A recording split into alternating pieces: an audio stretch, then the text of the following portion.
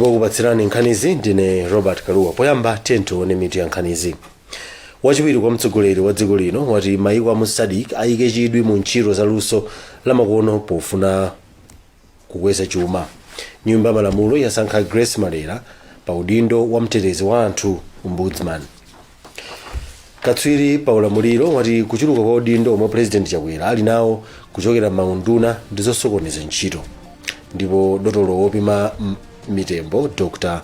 Dzamalala anayitanitsidwa ku bungwe la madotolo pa ripoti lokhudza malemu Kotana Chidyaonga. Tili ndi izi ndi zina zambiri, takhalani pomwepo. Wachiwiri kwa mtsogoleri wa dziko lino Dr. Saulos Chilima wati mayiko a Zodiak achilimike pothandiza ntchito za luso la makono kuti akwanitse kulimbana ndi mavuto odzakamba ka mliri wa COVID-19 ndi kutukuka pa chuma mchigawochi popereka phunziro lapadera la bungweli m'mawawu ku Lilongwe. Dr. Chilima wati ndikuyenera kuti bungwe la Zodiak likhale ndi malo otukula ntchito za luso la makono kuti mayiko omwe ni mamembala ake asatsalire pa ntchitozi. Tindi zambiri mu ripotili lomwe walemba Winston Kayimira. Wachiwiri kwa mtsogoleri wa dziko linoyu wapereka phunziroli mokhazikika pa nkhani ya momwe kugwiritsa ntchito luso la makono kungatukulire ntchito za chuma komanso kuthandiza polimbana ndi mliri wa COVID-19. Iwo ati pakanali pano luso la makono lathandiza mayiko ena popereka mwayi wa ntchito m'magawo monga kutumiza ndalama pogwiritsa ntchito njira za makono. Iwo anati kugwiritsa ntchito luso la makono kungathandize kutukula chuma cha mayiko a Zodiak. Dr. Chilima anati pofuna kukwaniritsa izi mayiko akuyenera kuyika ndalama zochuluka potukula luso la makono monga kukhala ndi intaneti yapamwamba. Iwo apempha nthambi ndi kampani zomwe sizaboma kuti zithandize popereka upangiri wa momwe anthu angagwiritsire ntchito luso la makono pomwe kuli mliri wa COVID-19. Achilima atinso Zodiak ikuyenera kukhazikitsa malo otukulira ntchito za luso la makono kuti mayiko anderali asatsalire pa chitukuko chomwe chikuchitika m'mayiko ena. Iwo anati pakanali pano dziko la Malawi lachilimika pa ntchito yotukula chuma pogwiritsa ntchito luso la makono kudzera mu ndondomeko za chitukuko za Agenda 2063 komanso pokhazikitsa unduna za mafakitale omwe ndi oyima pa okha. Mmodzi mwa akuluakulu a bungwe la Zodiak Dr. Thembinkosi Mshongo anatsindika pa zakufunika koyika ndalama zokwanira pa ntchito yotukula luso la makono. Anthu osiyanasiyana anakamvera phunziroli ndipo ena anachita izi pogwiritsa ntchito masamba pa intaneti. Malo mwa Zodiak kuno ku Lilongwe ndine Winston Kayimira. Nyumba ya malamulo yasankha katswiri pa zamalamulo a Grace Malera pa udindo wa mtetezi wa anthu watsopano ombudsman. Udindowu wakhala wopanda munthu kuchokera a Martha Kizuma kukakhala mkulu wa bungwe la boma lothana ndi katangale ndi ziphuphu. Tindi zambiri mu ripotili lomwe walemba Western Gota. Sabata yatha komiti yotsimikizira adindo amboma inasankha mayina asanu mwa 11 kuti adzawachite mayeso a ntchito ya mtetezi wa anthu. Komiti tsono inayesa anthu asanuwa atadala Chinkwezule, a Wellington Kazembe, a Gloria Namondwe, a Grace Malera ndi a Yamikani Kambauwa. Pamapeto pake komiti itagwira ntchito molimbika munthu yemwe akuti wagwirapo ntchito ngati loya kwa zaka zoposa 10 mwa zina amulemba ntchito. Pambuyo pake wapampando wa komiti ya Joyce Chitsulo anatiwuza kuti munthu yemwe amulembayu sakusiyana Muluntha ndi a Martha Kizuma omwe anakhalapo pa mpandowu ndipo watsimikizira Malawi kuti munthuyu sadzawakhumudwisa. Martha Kizuma anthu anakunda kwambiri komano ndinene pano kuti munthu amene tansankha ineyo ndikumaona ngati mukanakhala mnali nawo amene timapanga interview mukano rekodi ndi Martha Kizuma 2 ndi munthu amene tikukhulupirira kuti akwanitsa bwinobwino ngati amene akwanitsira amayi Martha Kizuma. Ifeyo ngati komiti tamaliza amene tateromo chisankho chathu tapanga lerolo ndiye kuti tiuza office ya Clerk of Parliament ka speaker kwina kono azipanga amene amapangira. Koma munthu wina ku nyumba ya malamulo watitsina khutu kuti a Grace Malera ndi omwe awalemba ntchito mwa anthu asanuwo ndipo amapikisana kwambiri ndi atadala Chinkwezule. Izi zikutanthauza kuti Amalera omwe akuyembekezeka kuyamba ntchito posachedwapa alowa m'malo mwa mkulu wa bungwe lothana ndi ziphuphu la Anti-Corruption Bureau a Martha Kizuma omwe Amalawi anawakonda kwambiri kamba kamomwe ankagwirira ntchito mowakomera. Malo mwa Zodiak ndine Western Gota. katswiri pa malamulo wachenjeza kuti kuchuluka kwa udindo omwe tsopano president Lazarus Chakwera ali nawo kuchokera ku maunduna anayi kukhoza kukhudza kwambiri kagwiridwe ka ntchito mdziko lino. A Wonderful Mkuje amathirirapo ndemanga pomwe president Chakwera watenganso udindo wa nduna wa zamphamvu zamagesi pomwe wachotsa pa udindo a Newton Kambala. Hapenjelamano ali ndi zambiri mu ripoti ili. A Wonderful Mkuje omwe amalankhulapo pa nkhani za ulamuliro wabwino ati president Lazarus Chakwera akuyeneratu kusankha anthu atsopano msanga ngati nduna mu kabineti yake. Iwo apereka chitsanzo cha zomwe Chakwera achita potenga mphamvu za nduna ya zamakhetsi yomwe ayichotsa ponena kuti zikhoza kusokoneza ntchito za undunawo. President mphamvu zikhangati zachuluka kapena zochita zikhangati zachulukira. Pamene ankalowa pampando analowa pampando ngati kuti akhale president osati kuti akhalenso ngati nduna owona zamphamvu. Ndiye kuti ngati mphamvu zikuchuluka kapena zochita zawo zikuchuluka zikusonyezeradi kuti sikuti ntchitozo angazigwire ndi momwe wina amene akanangokhala kuti ndi ndunazo akanatha kuyigwirira. Ofalitsa nkhani ku nyumba ya boma a Shoni Kampondeni wati Chakwera analonjeza kugwira ntchito modzipereka m'malo mwa Amalawi ndipo iwo apitiriza kutero. Analemba ntchito wa president Chakwera kuti agwire ntchito. Ndi munthu amene wamulemba ntchito samadandaula kuti ntchito yachulukira ngati ali serious. Ndi ntchito ndi a president simuzakwapo tsiku lero sakudandaula kuti ntchito yachulukira chifukwa iwo analonjeza kutumikira Amalawi ndiye zomwe akupanga kuti tsiku lachitatu usiku president Chakwera wachotsa ntchito nduna ya zamagetsi a Newton Kambala omwe anawamanga powaganizira kuti ankalowera ntchito ku bungwe logula mafuta la National Oil Company of Malawi NOCMA. Koti lalikulu ku Blantyre likuyembekezeka kumva kuchokera ku mbali zonse zokhudza pa nkhani ya chiletso chomwe ogwira ntchito ku nthambi ya mabwalo a milandu anatenga choyimitsa biro yosintha magawo ena amalamulo okhudza ntchito. Mlembi mu nthambi yoona za mabwalo oweruza milandu a Gladys Kondwe wati Jaji Mandala Mambulasa ndi yemwe akamve nkhaniyi. Zambiri mu ripoti ili lomwe walemba ali nafe Mlamba. Posachedwapa nyumba malamulo inavomereza lamulo latsopano lomwe limayang'anira ogwira ntchito ngakhale ambiri ankatsutsana nalo. Ena mwa iwo ndi monga bungwe lomwe limayang'anira ogwira ntchito ku khoti omwe akufuna kutenga chiletso kuti biro isagwire ntchito ndipo nkhaniyi Justice Mandala Mambulasa ayamba kuimva lachisanu. Bungweli likupempha khoti kuti liwunikenso ganizoli lomwe akuti linapangidwa mosafunsa mabungwe osiyanasiyana monga Malawi Congress of Trade Union. Registrar wa khoti a Gladys Kondwe atsimikiza za izi. Padakali pano biruyi sanayitumizebe kwa president ndipo sizikudziwika kuti ayitumiza liti. Ofalitsa nkhani za nyumba malamulo Aiyani Mwenye wati nduna ona za malamulo ukuonekabe biruyi asanayitumize ku nyumba malamulo. Padakali pano biru yokhudzana ndi ya labor relations dakali ndi akunduna wa za malamulo akuiwunikira akamaliza atipatse ndipo ife titumiza kwa president. Iyi ndi bill yomwe mwazina imachepetsa masiku omwe anthu akuyenera kunyanyala kugwira ntchito pa chaka komanso imaloleza olemba ntchito kuti adule malipiro ogwira ntchito akanyanyala ntchito.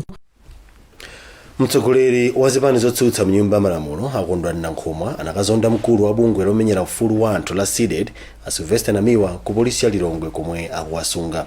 Apolisi anamanga Namiwa lachitatu ku nyumba malamulo ati pochita mbindikiro kumalowo popanda chilolezo cha konsolo ya mzindawo. Zifukwa zingapo. Chifukwa choyamba tonena kuti Namiwa amanga ku parliament kuti mufufuze zomwe amafuna kuti zichitike. Amafuna atsogoleri ku parliament afotokoze pa nkhani zomwe Namiwa akufuna makamaka nkhani ya bill.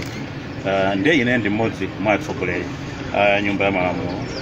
Inazomvetsa chisoni kwa ineyo kuti mwina akufuna kuti zinthu ziwongoke kuchokera kwa ife ndiyeso akumangidwa. Ndiye ndabwera kuti ndizamve kuti chenicheni ndi chani fano sizinaleka kutero. Chachiwiri mmene anagwirira kuamangira anagwira mwankhanza anamanga mwankhanza anthu aona zithunzi zimene zimakhalira.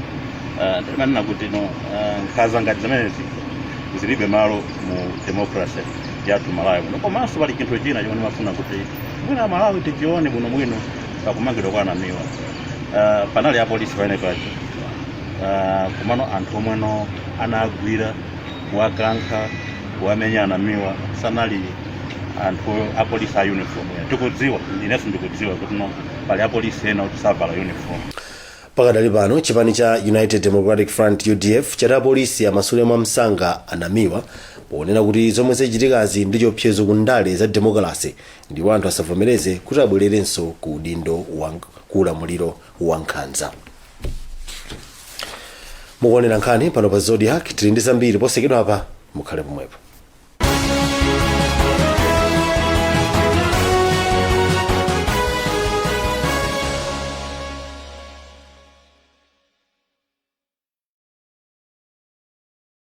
At Access, we believe that data is life because we know that you want to know what's happening out there. And you also need to share what's happening with your life. You like to say hi to your friends, like what they do, and also sneak up on your experience. Access Data, the only truly affordable, fast data in Malawi. Visit your nearest Access shop and enjoy the best data deals and access your world. Access your world. I got a call from my driver telling me that my motor vehicle was involved in an accident in Balaka. I was shocked and very worried, considering that the car was only 4 months old. Get your vehicle covered against road accidents, fire, theft, and third-party liabilities at CIC General Insurance Limited. I submitted all my claim documents to my insurer, CIC, and within 14 days, I got my settlement through a bank transfer. I was very delighted and inspired. Later, I managed to purchase a replacement vehicle. Throughout the process, CIC staff were very diligent, friendly, accommodating, and professional all the time. Our professional and friendly staff will ensure that you get the best customer experience that is second to none. For more information, visit our offices in Lilongwe at Area 3 Judge Building, opposite the District Commissioner's office. And in Blantyre, visit our offices at Livingstone House behind Plantation House. I recommend CIC all day, every day for all your insurance needs. CIC, we keep our word. Glale Shopping Mall. Antuni, Glale Shopping Mall. The shopping mall yokhayo muno Malawi yomwe yamangidwa mwa makono komanso kupatsa chidwi. Glale Shopping Mall ili moyang'anizana ndi Bingu National Stadium ku Area 49 ku Lilongwe. Shopu iliyonse ili ndi magetsi ndi mita ya madzi payokha. Chitetezo pamalowa ndi chokhwima zedi chifukwa mpanda wonse unazunguliridwa ndi waya wa nyesi ya magetsi. Pali magadi komanso makamera aja a CCTV. Poganizira matenanse mu nyengo ino ya corona, Glale achotsera mitengo ya mashopu awo motere. Mashopu omwe ali kumaso ali pa 300,000 kwacha malo mwa 450,000 kwacha. Mashopu omwe ali mkati ukolido ali pa 200,000 kwacha malo mwa 350,000 kwacha. Glale Shopping Mall ndiye Malawi, mchifukwa chakenso akuganizira Amalawi. Fulumirani mwayiwu usakuphonyeni. Mukafuna kudziwa zambiri, imbani foni pa manambala awa 0999 924 219 kapena 0998 149 292 komanso 211 294 812. Glale Shopping Mall. Glale Shopping Mall. Glale Shopping Mall. I choose to be smart. I choose to live a simple and easy life. I choose not to line up to pay my bills. This is why I go digital. Jump the queue. Pay your Lilongwe Water Board bills through mobile banking. Or you can pay through mobile money, as I always do. You can also check your water bill and balance by simply dialing *253#. With digital payments, you can save time and money. Be smart. Pay your bills on time. Lilongwe Water Board. Lilongwe Water Board. Portable water all the time for all.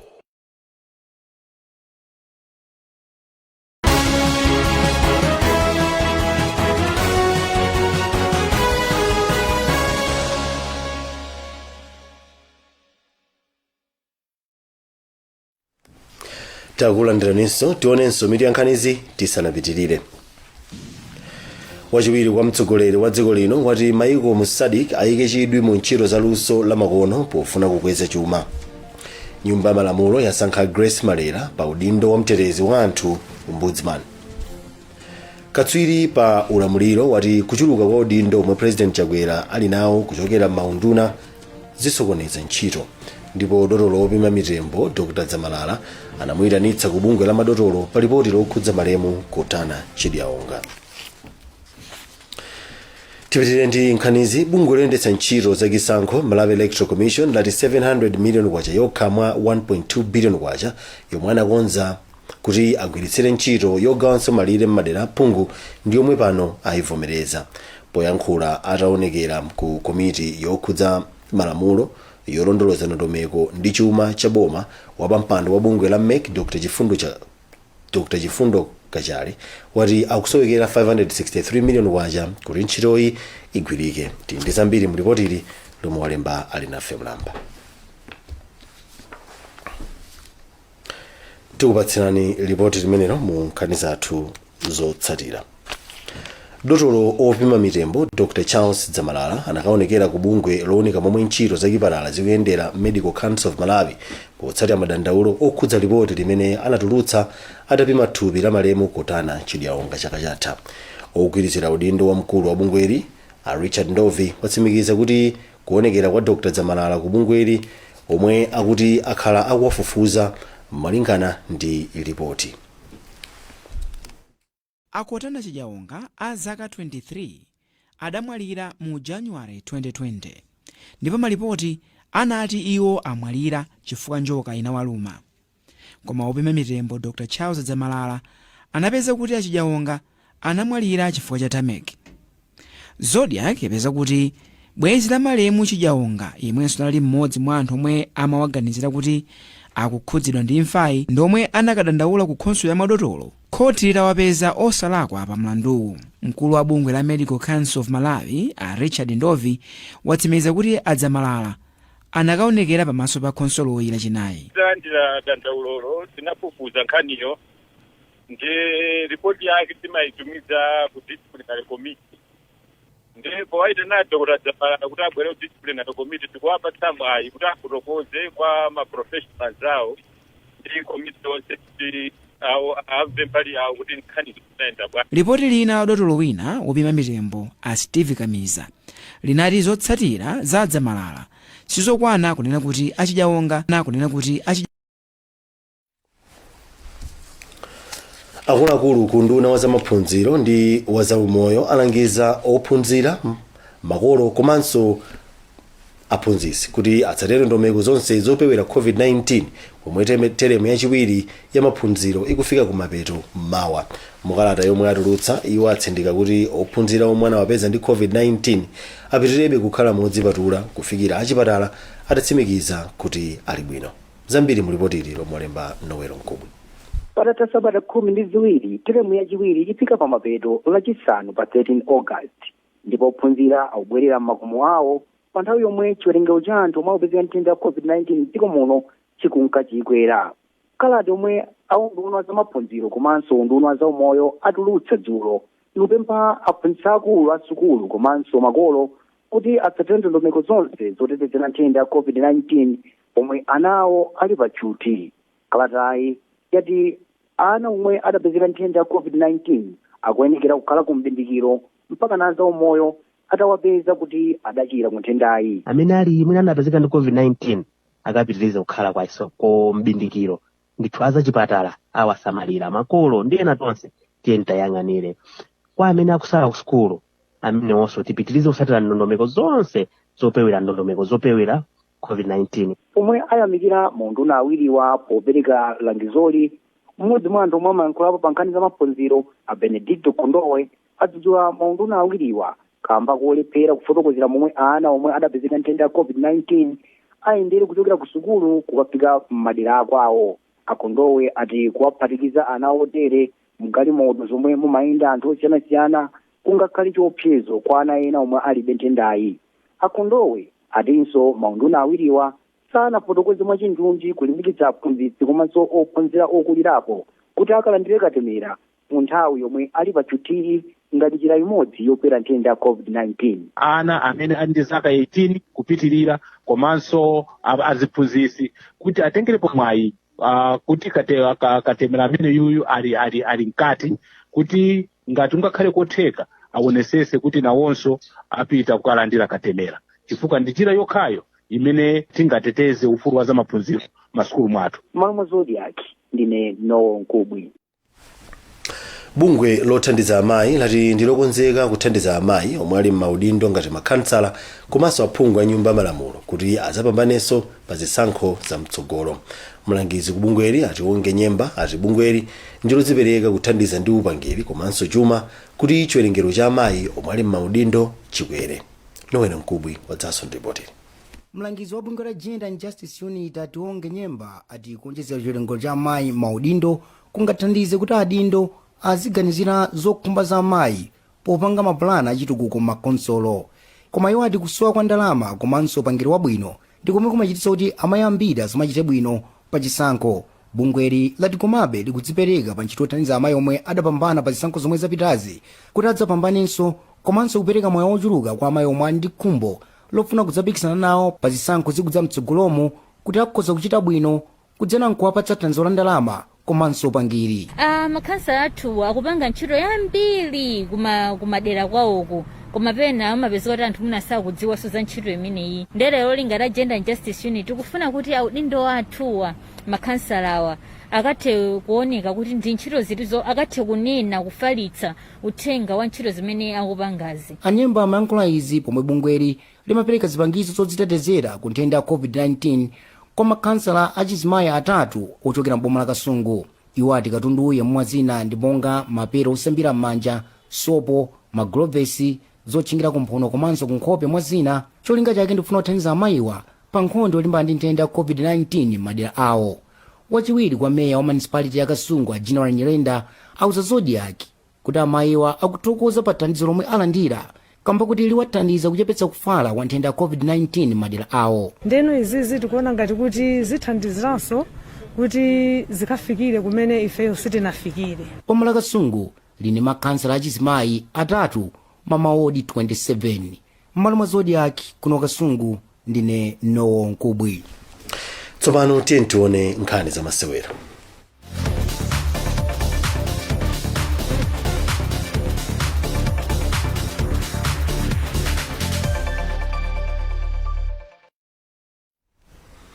Timu ya mpira wa miyendo ya asungwana ya dziko lino izatsewera ndi timu ya South Africa mu ndime ya chipulula ya mpikisano wa COSAFA chaka chino wa COSAFA Women's Championship mwezi wa Mawa. Timu iyi imenenso imadziwika ndi dzina loti the Scorchers izaseweranso ndi timu ya Mozambique ndi Angola mu ndime ya chipululayi potsatira maere umene achitika lero mu mzinda wa Johannesburg. Pakadali pano zokonzekera za timu ya Malawi zitha kuchedwerapo kamba kuti ilibe mphunzitsi potsatira kutha kwa mgwirizano wa mphunzitsi wakale Mark Nelbert Kazuwa kumathero a mwezi wa Mei. Sambanda ali ndi zambiri mu ripoti. Bungwe la FAM likuthamangitsana ndi nthawi poonetsetsa kuti timu ya mpira wa miyendo ya asungwana ya dziko lino the Scorchers ikhale ndi mphunzitsi watsopano komanso omuthandizira ake amene atsogolere timuyi ku mpikisano wa chaka chino wa COSAFA Senior Women's Championship umene uchitikire mu mzinda wa Port Elizabeth ku South Africa kuyambira pa 15 mpaka pa 26 September. Timu ya Scorchers ili mu gulu A pamodzi ndi matimu a maiko a Mozambique, South Africa ndi Angola potsatira maere amene achitikira mu mzinda wa Johannesburg lachinayi. Koma zokonzekera za timu ya Scorchers zitengera changu chimene bungwe la FAM likhale nacho polemba ntchito mphunzitsi wa timuyi kamba kuti mgwirizano wa yemwe anali mphunzitsi pa nthawiyo Mark Nelbert Kazuwa unatha kumathero a mwezi wa Mei. Koma mneneri wa bungwe la FAM Gomeziani Zakazaka wati bungweli likhale likulemba ntchito mphunzitsiyu ndi omuthandizira ake posachedwa. Chikhulupiriro choti lithamangitsa ntchito imeneyi kuti pokwana nthawi yomwe mpira wa COSAFA mwezi wa September mphunzitsi zakhala atalembedwa ntchito komabe zidakhala ngati kuti zachedwerapo kupeza mphunzitsi mpaka nthawi imeneyo ifayafamu tilibe ndi ndondomeko zomwe zilipo zoti zaonetsetsabe kuti tizapezebe anthu oti azatebe kugwira ntchito ndi timu iyi pamene kupita ku COSAFA tournament. Timu ya dziko la South Africa Banyana ndi imene yatenga ukatswiri wa mpikisanowu kokwana kanayi motsatizana mu zaka zapitazi. Mpikisano wa chaka chino wa COSAFA Senior Women's Championship ugwiritsidwanso ntchito ngati ndime ya yachipulula ya mpikisano wa African Women Cup of Nations umene ndime yake yachipulula iseweredwe mwezi wa Oktoba, ndipo mpikisano wa African Women Cup of Nations wa mchaka cha 2022 udzakhalanso ndime yachipulula ya mpikisano wa maiko a dziko lonse wa FIFA umene ukachitikire m'maiko a Australia ndi New Zealand mchaka cha 2023.